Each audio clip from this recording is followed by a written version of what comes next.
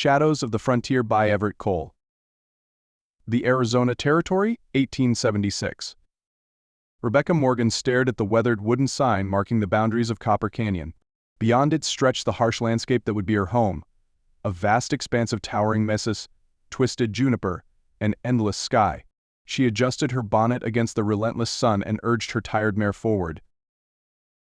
3 weeks of travel from Philadelphia had left her exhausted but determined. At 24, with no family remaining and prospects dwindling in the east, the advertisement for a seamstress in this frontier settlement had seemed like providence. Now, facing the reality of this wild country, doubt crept into her mind. "Just a bit further, Penny," she murmured to her horse. "We'll find shelter soon." As Rebecca approached the town, the sound of hammering and men's voices grew louder. Copper Canyon was more developed than she had expected, a main street lined with wooden buildings, some boasting fresh paint and glass windows. A group of men paused in their work on a new structure to watch her pass. Self-conscious in her travel-stained garments, Rebecca squared her shoulders. She would not show weakness here. The West demanded strength, and she had come too far to falter now. The stagecoach office doubled as the town's only hotel. Rebecca dismounted stiffly, tying Penny to the hitching post before gathering her courage and stepping inside. A tall man stood behind the counter, scribbling in a ledger. He glanced up at her entrance, dark eyes widening briefly before his expression settled into polite curiosity. "Good afternoon, miss," he said, his voice carrying the cadence of the South. "Welcome to Copper Canyon. I'm Daniel Hayes, proprietor of this establishment." "Rebecca Morgan," she replied, extending her hand. "I've come about the seamstress position." His handshake was firm but gentle. "Mrs. Winters will be pleased. She's been advertising for months." Rebecca studied him as he returned to his ledger. Daniel Hayes cut an impressive figure, broad-shouldered and lean, with a clean-shaven face that spoke of refinement unusual for the frontier. His dark hair was neatly trimmed, and though his clothes were simple, they were well-maintained. "I'll need accommodations until I find more permanent arrangements," she said. "Of course." He turned the ledger toward her. "We have one room available. It's modest but clean." Rebecca signed her name, noticing the slight tremor in her hand. The journey had taken more from her than she cared to admit. "You look like you could use a hot meal," Daniel observed. "The dining room serves until 8. I'd be happy to show you to Mrs. Winters' shop afterward if you'd like." "That would be appreciated, Mr. Hayes." "Daniel, please?" A small smile softened his features. Formality doesn't survive long in Copper Canyon. Rebecca settled quickly into life in the frontier town. Miss Winters, a widow in her 60s with failing eyesight and arthritic fingers, was overjoyed to have assistance in her shop. Within 2 weeks, Rebecca had taken over most of the sewing while the older woman managed customers and taught her about the particular needs of frontier clothing. "Men out here need reinforced seams and practical pockets," Miss Winters explained, "and the women want Eastern fashions adapted to Western practicality." Rebecca thrived on the challenge, working long hours and slowly establishing herself in the community. She found lodging with Miss Winters, whose home behind the shop offered a small but private room. It was inevitable that she would encounter Daniel Hayes regularly in a town of Copper Canyon's size. He delivered mail and packages to the shop, stopped by to order a new waistcoat, and nodded politely when they passed on the street. Rebecca found herself looking forward to these brief interactions, though she chided herself for such foolishness. One afternoon, as Rebecca was closing the shop, Daniel appeared at the door. "Miss Morgan," he said, removing his hat, "I wonder if I might ask a favor." "Of course, Mr. Hayes." "I've been invited to a dinner at the mayor's home next week. It seems my Sunday coat has suffered an unfortunate encounter with a leaky ink bottle. I was hoping you might have time to make a replacement." Rebecca gestured for him to enter. "I believe we have suitable fabric in stock. When would you need it?" "Saturday next," he said, following her inside. "I realize it's short notice." "It's possible, though I'll need to take measurements." She retrieved her measuring tape, suddenly aware of how intimate the process would be. Daniel stood still as she worked, his expression unreadable. Rebecca kept her touch professional, ignoring the warmth that radiated through his shirt. "What brings a man like you to Copper Canyon?" she asked, breaking the silence as she noted his sleeve length. "A man like me?" A hint of amusement colored his voice. "You speak like a gentleman. Your hands suggest you've done more writing than manual labor." Observant, he remarked. I was a lawyer in Charleston before the war. Afterward, there was little left for me there. The simple statement contained volumes of unspoken history. Rebecca knew better than to press further. And you, Miss Morgan, what brings a Philadelphia lady to our humble settlement? Necessity, she answered truthfully. After my father died, there were debts. The family home was sold. I needed to make my own way. You've chosen a demanding path. As have you. She stepped back, tucking away her tape. Your coat will be ready by Friday. Daniel lingered at the counter. Perhaps you would allow me to thank you properly. There's to be a social at the church on Sunday. Would you accompany me?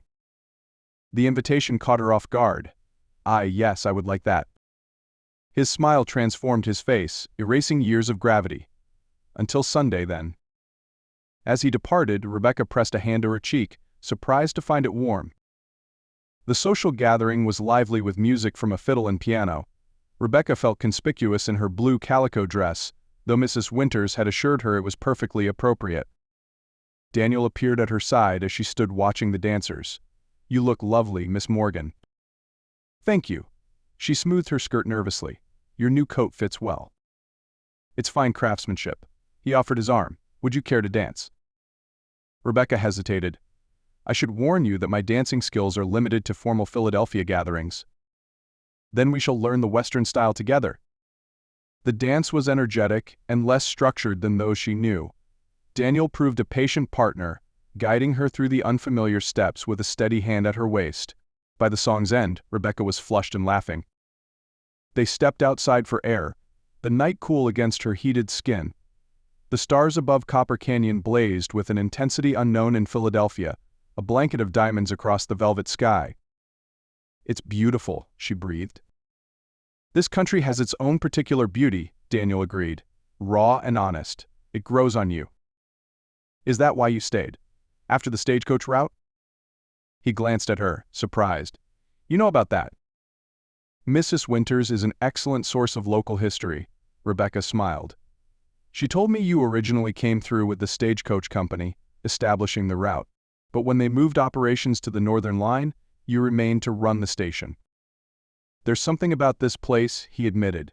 A chance to build something new, away from the shadows of the past. Rebecca understood that sentiment all too well. We have that in common, it seems. His eyes held hers for a long moment. Perhaps we do. Summer faded into autumn, and Rebecca found herself increasingly in Daniel's company. They attended church together, shared meals at the hotel's dining room, and walked along the creek that gave the town its name. Daniel spoke of his life before the war, his education at William and Mary, his law practice, the family he had lost to fever. Rebecca shared stories of Philadelphia, her father's work as a clockmaker, and her mother's early death. There were two souls displaced by circumstance finding unexpected connection in this remote corner of the territory. On a crisp October evening, Daniel invited Rebecca to ride with him to a nearby plateau to watch the sunset. They traveled on horseback, Rebecca having grown comfortable in the saddle during her months in the West. The view was spectacular, the sun sinking behind distant mountains, painting the landscape in gold and crimson. They dismounted to watch the display, standing close as the temperature dropped. I've received a letter, Daniel said suddenly. From an old colleague in Tucson. He's offered me a position in his law practice. Rebecca felt a cold that had nothing to do with the evening air. I see. When would you leave? I haven't accepted. He turned to face her, his expression earnest. Rebecca, these past months have been the happiest I've known in years. I find myself unwilling to leave, unless you would consider coming with me. With you? She echoed, uncertain of his meaning. Daniel took her hands in his. As my wife, if you would do me that honor. Tucson is a growing city with opportunities for both of us. Your skills would be in demand there as they are here. We could build a life together. The proposal was sudden yet not unexpected. Their connection had grown steadily, a quiet understanding developing between them. This is quite sudden, she managed. Is it? A smile touched his lips. I've known since you measured me for that coat that you were someone extraordinary. A woman brave enough to journey alone across the country, to build a new life through her own talents and determination. Rebecca looked down at their joined hands. My life has been shaped by necessity rather than courage.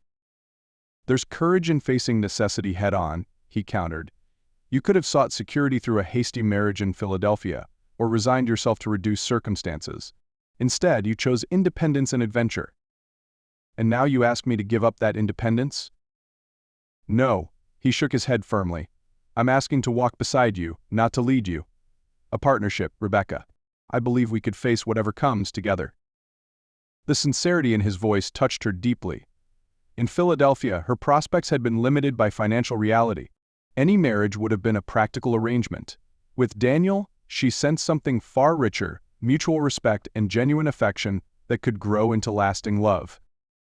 I need time to consider, she said finally. Of course.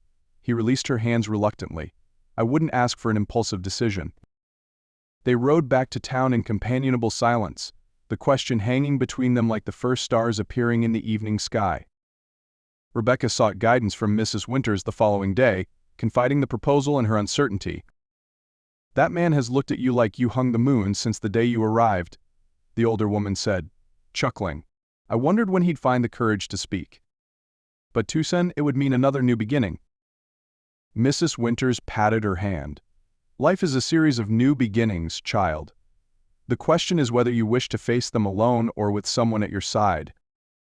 I've been independent for so long. The thought of becoming someone's wife. Marriage doesn't have to mean surrendering yourself, Mrs. Winters said. The right partnership strengthens both people. I had 30 years with Mr. Winters before he passed, and I was more myself with him than I ever was alone. Rebecca considered this as she worked, her fingers moving automatically through familiar stitches. By evening, her mind was made up. She found Daniel at the hotel, reviewing accounts in the small office behind the counter. Rebecca, he said, standing quickly, I wasn't expecting you this evening. I've been thinking about your proposal. She closed the door behind her, gathering her courage. About Tucson and partnership and new beginnings. His expression was guarded, hope and apprehension battling in his eyes. And? I would like to accept, with one condition. Name it, he said immediately. I wish to continue my work, not just as a seamstress, but perhaps to establish my own shop eventually. Daniel's face broke into a smile. I would expect nothing less. Your talent deserves to flourish. Then yes, Daniel Hayes. I will marry you and journey to Tucson as your wife. He closed the distance between them, taking her face gently between his hands. You have made me the happiest of men, he murmured before kissing her with tender reverence. Rebecca responded, allowing herself to imagine their future, a home filled with respect and companionship, work that fulfilled them both, perhaps children in time. It was more than she had dared hope for when she left Philadelphia. They married in Copper Canyon's small church 2 weeks later. The entire town attended, Mrs. Winters beaming in the front pew. Rebecca wore a dress of cream-colored silk that she had worked on secretly during evenings, adorned with delicate embroidery around the collar and cuffs. Daniel's face when he saw her walking down the aisle told her all she needed to know about his feelings. It was a look of wonder and devotion that made her heart swell. The ceremony was simple but meaningful. They exchanged vows and rings. Daniel had ordered them from Phoenix, arriving just in time on the morning stage.